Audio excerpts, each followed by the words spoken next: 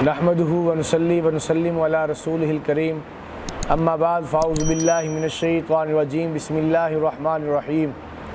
मेरे वाजिबुल एहतराम मेरे अज़ीज़ दोस्तों, बुज़ुर्गों, भाइयों, सैयदना उस्मान गनी रज़ी अल्लाह तआला अन्हु के घर का मुहासरा कर लिया गया। पानी बंद कर दिया गया, खाना बंद कर दिया गया, मुलाकात बंद कर दी गई, किसी से मेल जोल जो है वो बंद कर दिया गया।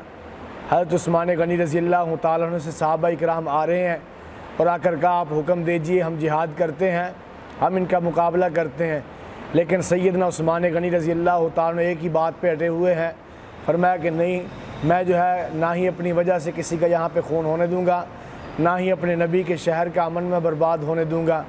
हज़रत उस्मान गनी रज़ी अल्लाह तआला खड़े हुए और जो है अपने जो है घर की छत के ऊपर खड़े होकर लोगों को जमा किया, उनको मुखातिब करके कहा, तुम जानते हो मैं कौन हूँ? मैं उस्मान बिन अफ़्फ़ान हूँ, हुज़ूर अलैहिस्सलाम का दोहरा दामाद हूँ और हुज़ूर अलैहिस्सलाम ने मुझे जन्नती होने की बशारत भी दी है। अल्लाह के नबी ने ओहद पहाड़ पे जो है कहा था, पहाड़ पे पाँव मार कर कि पहाड़ क्यों हरकत करता है, तुझे पता नहीं तेरे ऊपर एक नबी, एक सिद्दीक, दो शहीद खड़े हैं। अल्लाह के नबी ने मुझे शहादत की खुशखबरी भी दी थी और अल्लाह के नबी सल्लल्लाहु अलैहि वसल्लम ने कितनी मरतबा मुझे जन्नती होने की बशारत भी दी है। इस बात को जानते हैं? कहा जानते हैं। फरमाया कि तुम जानते नहीं हो कि यहाँ मदीने के अंदर जो है पानी कहत आ गया था और कुआं यहूदी के पास था। वो कुआं किसने ख़रीद कर दिया था? क्या तूने ख़रीद करके दिया था?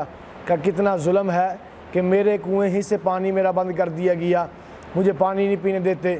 फिर फरमाया कि तुम जानते हो कि जिस वक्त मस्जिद नबवी शुरू के अंदर बनाई गई थी, वो मस्जिद नबवी बहुत छोटी थी, फिर बाद में जो है इसको वसी किया गया था। वो ज़मीन किसने ख़रीद के दी थी? वो मैंने ख़रीद के दी थी। उन्हें कहा मानते हैं इस बात को? तो फरमाया कि मैंने कितनी मरतबा सखावत की है, ग़ज़वा तबूक के मौके के ऊपर जो है कितना माल खर्च किया, क्या सब मानते हैं। फरमाया फिर ज़ालिमों क्या हुआ कि तुम मेरे ऊपर जो है उसी मस्जिद के अंदर जो मैंने ज़मीन ख़रीद के दी, उसी मस्जिद में मेरा दाखिला बंद है। जो कुआँ मैंने ख़रीदा, उसी कुएँ का पानी तुमने मेरे ऊपर बंद कर दिया गया और अल्लाह के नबी ने मुझे जन्नती होने की बशारत दी। उन्होंने कहा सब मानते हैं। कहा फिर तुम चाहते क्या हो? कहा सिर्फ़ यही चाहते हैं कि तू खिलाफत छोड़ दे, खिलाफत से दस्तबरदार हो जा, हम ये चाहते हैं। हज़रत उस्मान गनी रज़ी अल्लाह तआला फरमाया कि ये मैं कैसे खिलाफत छोड़ दूँ? मुझे कोई खिलाफत का जो है शौक़ नहीं है, मुझे कोई हुकूमत का शौक़ नहीं है। फरमाया अल्लाह के नबी सल्लल्लाहु अलैहि वसल्लम ने मुझे कहा था कि उस्मान तुझे खिलाफत का जो है लिबास पहनाया जाएगा। फरमाया चंद मुनाफिक लोग इस लिबास को उतारने की कोशिश करेंगे, लेकिन याद रखना तूने लिबास ना उतारना, इसके ऊपर जो है कायम रहना। फरमाया अगर मैं लिबास उतारता हूँ, अल्लाह का नबी नाराज़ होता है, मैं कल को उसको किस मुँह से उसके सामने पेश होऊंगा। अगर नहीं उतारता तुम मुझे जान से मार दोगे, लिहाजा मुझे ये मंजूर है कि तुम जान से मार दो, लेकिन मैं अल्लाह के नबी सल्लल्लाहु अलैहि वसल्लम की नाफरमानी नहीं कर सकता।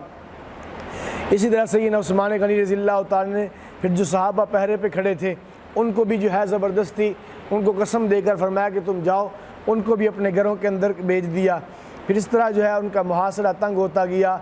सैयदना उस्मान गनी रज़ी अल्लाह तआला ने जो है उनको खिताब किया, लेकिन उनकी जो है कान के ऊपर वो जो है कुछ असर न हुआ। वो वैसे कि अपनी ज़िद के ऊपर अड़े रहे। फिर बाद में जो है सैयदना उस्मान गनी रज़ी अल्लाह तआला को पता चल गया कि ये लोग मुझे जो है वो शहीद कर देंगे। सैयदना उस्मान गनी रज़ी अल्लाह तआला ने जो है अपनी घरवाली से कहा कि मुझे जो है वो क्या कहते पजामा जो है वो मुझे पजामा दे दो, मैं वो पहन लूँ। उन्होंने फरमाया क्यों, खैरियत है? फरमाया ये लोग मुझे शहीद करेंगे और जो है शहीद करते हुए कहीं मेरा सतर जो है न खुल जाए।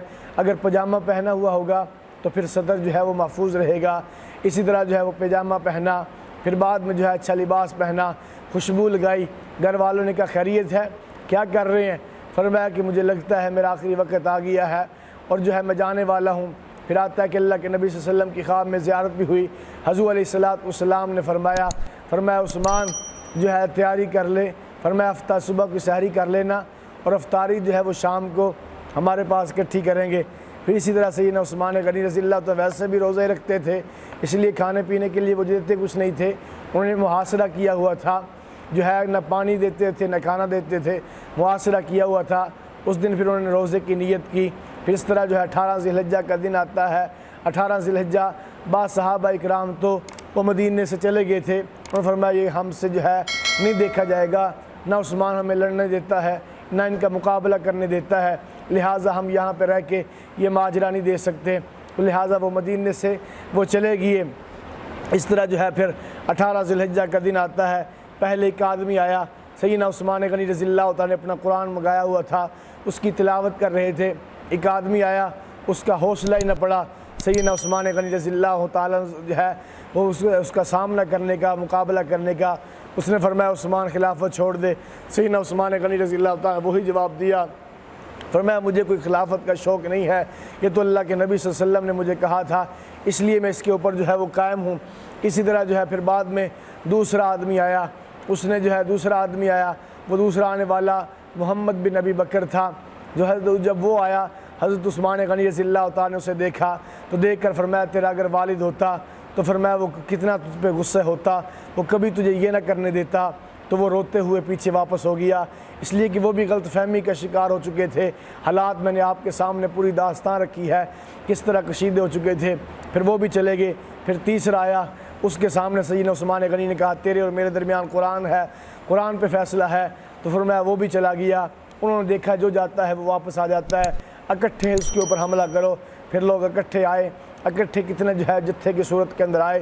उन्होंने आकर सैयदना उस्मान गनी रज़ियल्लाहु ताला के ऊपर हल्ला बोल दिया, उनके ऊपर जुल्म किया, उनको शहीद किया, तलवार मारी गई।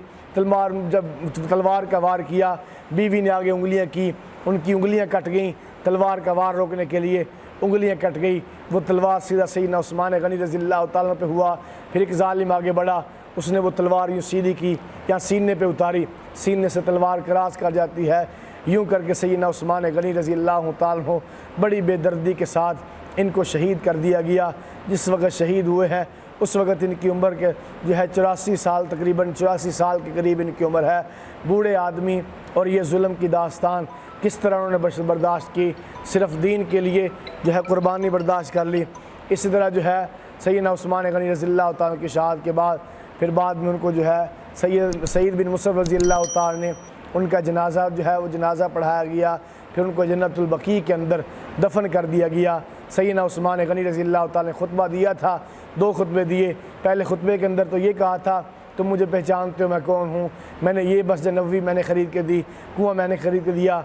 दूसरे खुतबे के अंदर सैयदना उस्मान गनी रज़ियल्लाहु ताला ने फरमाया था मुझे शहीद ना करना, अगर तुमने मुझे शहीद कर दिया याद रखना ये उम्मत दोबारा इकट्ठी नहीं हो सकेगी, ये उम्मत एक जगह पे जमा नहीं हो सकेगी, ये उम्मत इकट्ठी मिल के जिहाद नहीं कर सकेगी, ये फ़िरक़ों के अंदर बट जाएगी, ये उम्मत दोबारा इकट्ठी नहीं हो सकेगी, लिहाजा न करना।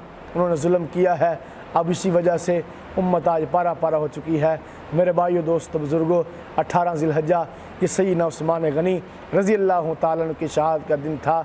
हमें सैयदना उस्मान गनी रज़ियल्लाहु ताला की शहादत से ये सीखना चाहिए, इस्लाम के लिए कुर्बानी देनी पड़े तो दे देनी चाहिए, इससे दरेग नहीं करनी चाहिए।